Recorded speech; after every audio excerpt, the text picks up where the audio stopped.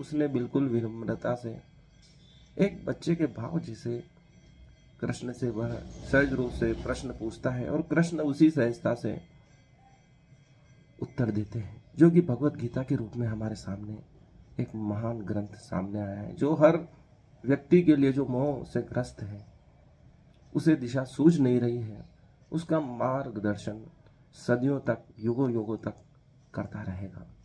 मोह में पड़ा हुआ व्यक्ति उसे कुछ सुझाई नहीं देता है, तो ऐसे मार्गदर्शक की आवश्यकता होती है जो सब कुछ जानता हो, जो मोह से पार चला गया हो, जो सर्वज्ञाता हो। क्योंकि मोह में पड़ा व्यक्ति सिर्फ एक ही दिशा में सोचता है, जबकि ज्ञानी व्यक्ति सभी पक्षों को देखने में सक्षम होता है।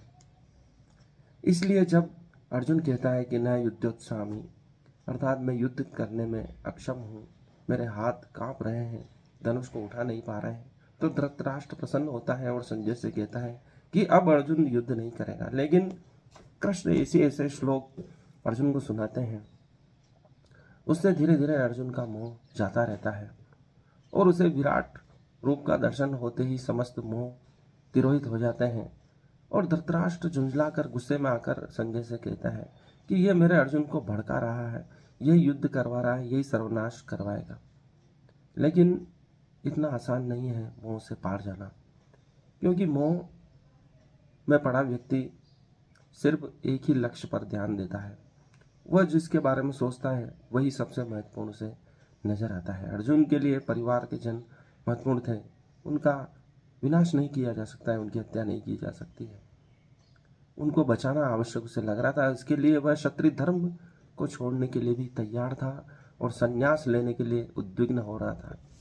लेकिन कृष्ण जानते हैं कि यह कुछ समय का भाव है, कोई भी चीज ठहरती नहीं है, यह भाव भी तिरोहित हो जाएगा। बस एक सही दिशा की आवश्यकता है, उसे अपना कर्तव्य याद दिलाने की आवश्यकता है।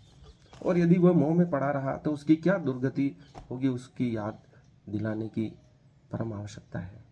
जब वह समझ जाता है कि उसका यह भाव उचित नहीं है, यह क्षत्रिय धर्म के अनुसार नहीं है, तो वह युद्ध के लिए तैयार होता है और ऐसा युद्ध करता है कि पूरी महाभारत में उसकी जय जय होती है, उसके विरोचित कथाओं का स्मरण किया जाता है। इसलिए जब भी व्यक्ति मोह में पड़ेगा उसे गीता की आवश्यकता होगी। इस दीपावली पर आज हम इस गीता की इसी महत्वपूर्ण बात पर चर्चा की है। इस वीडियो को लाइक करें, चैनल को सब्सक्राइब करें, कुछ कमेंट्स करें, क्या आप जानना चाहते हैं उसके बारे में लिखें ताकि हम उस पर वीडियो बना सकें। मित्रों, नमस्कार।